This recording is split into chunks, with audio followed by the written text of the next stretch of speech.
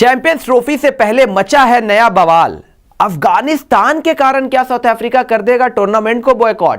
ले जी, इंग्लैंड के बाद अब साउथ अफ्रीका ने भी अफगानिस्तान के साथ क्रिकेट खेलने से इनकार कर दिया है। कोई किसी किस्म का झूठ नहीं बोलते और झूठ से पर्दा उठा देते हैं।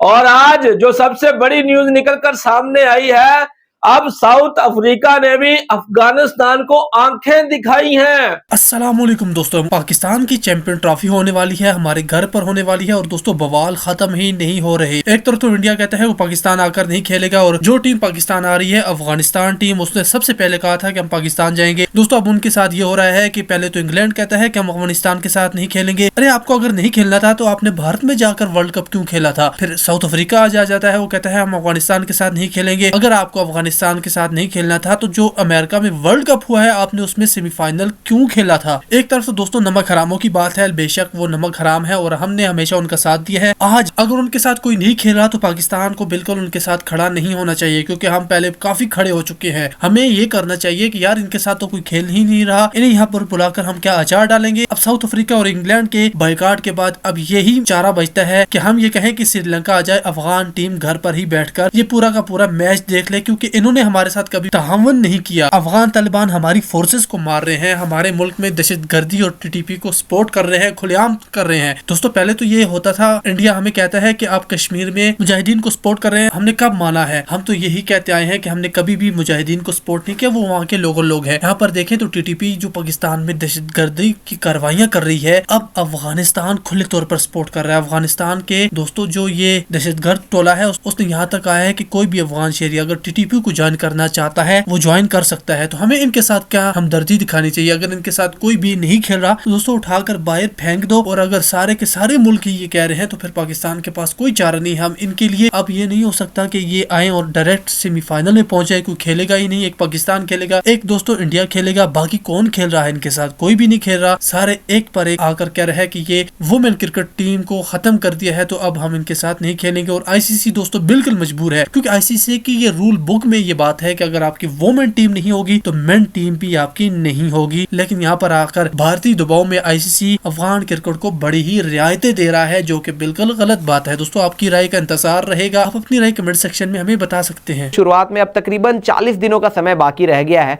लेकिन इस बड़े इवेंट से पहले एक नया ही कलेश शुरू हो चुका है और उसमें सबसे बड़ा एक तरीके से जो कारण बताया जा रहा है वो बताया जा रहा है अफगानिस्तान क्रिकेट। वो क्यों बताया जा रहा है उसको जानने से पहले देख लेते हैं एक बार साउथ अफ्रीका के स्पोर्ट्स मिनिस्टर की तरफ से आई हुई एक स्टेटमेंट जो उन्होंने अफगानिस्तान क्रिकेट को लेकर दी है और आईसीसी को लेकर भी कहा है। तो साउथ अफ्रीका के स्पोर्ट्स मिनिस्टर ने क्या कुछ कहा है पहले वो पढ़ते हैं। To be clear, the ICC has accepted the principle of equality in sport and that member nations should be developing both male and female players. This doesn't happen in the case of Afghanistan, suggesting that political interference in the administration of sport is being tolerated there.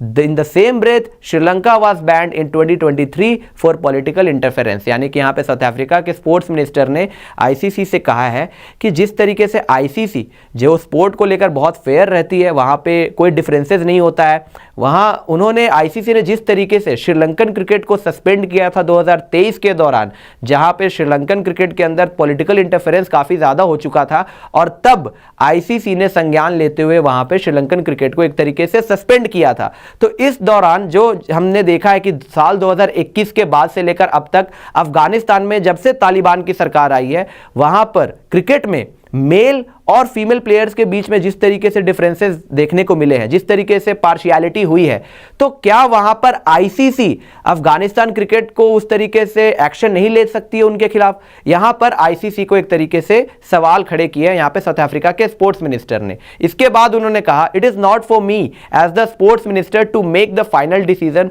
On whether South Africa should honor cricketing fixtures against Afghanistan.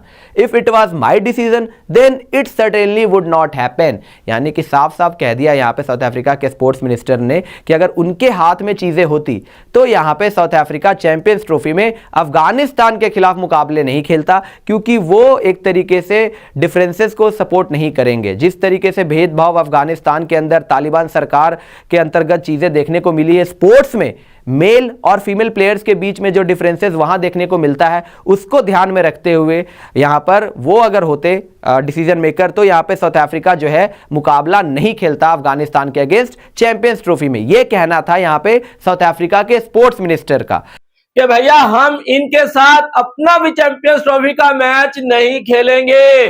लेकिन बहुत सारे लौंडे अफगानिस्तान के जो नमक हरामी करते हैं वो सोच रहे होंगे कि इंग्लैंड भी नहीं हमारे साथ खेलेगा और साउथ अफ्रीका भी नहीं हमारे साथ खेलेगा, तो हम तो चैंपियंस ट्रॉफी के सेमीफाइनल में क्वालिफाई कर जाएंगे। ना भैया ना, ऐसा नहीं होगा। मैं तो भैया आईसीसी को बोलता हूं क्या इनको चैंपियंस ट्रॉफी से आउट करें, निकालें इनको, ठीक है ना, और इनकी जगह श्रीलंका को लेकर आए चैंपियंस ट्रॉफी में, मजा भी आएगा क्योंकि वो वर्ल्ड चैंपियंस टीम है। ये कूड़ा क्रिकेट जो है इनको बाहर करे, ठीक है। और इंग्लैंड ने जो बोला था, इंग्लैंड के 160 हिरकान जो पार्लियामेंट के थे, उन्होंने भैया ये मुद्दा उठाया था कि अफगानिस्तान की जो सरकार है ना, क्या नाम है उनका, वो तालिबान सरकार जो है, वो उनकी महिलाएं जो हैं उनके ऊपर पाबंदी लगा के रखी हुई है, इन्होंने घर में कैद करके रखा हुआ है, ठीक है।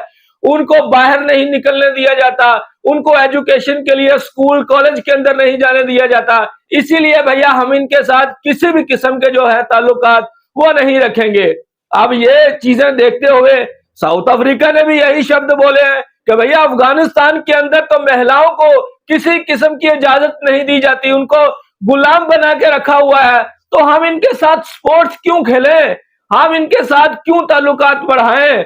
देखे भैया मैं आपको बता दूं, मैं इन अफगानियों की मैं आपको बात बताता हूं। मेरे एक बहुत अच्छे दोस्त हैं, इंग्लैंड में वो रहते हैं, वो भी पठान है, ठीक है।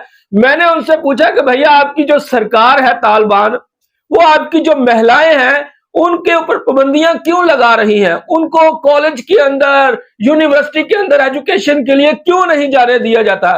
उसने साफ और सीधे शब्द बोले, माजरत के साथ गला थोड़ा सा ना इन्फेक्शन की वजह से खराब है, ठीक है, और माइंड नहीं करना। तो उसने मुझे बोला कि ये जो तालिबान है ना, ये जो वहां के जो अफगानिस्तान में शुरू से जो है वहां पर रहते हैं, ठीक है, ये खुद जो है ना 18 साल की जो लड़कियां होती है ना, ये उनके साथ जो है ना शादियां करते हैं, और इनकी अपनी एज पता क्या होती है, किसी की एज 60 साल होती है, किसी की एज 70 साल होती है।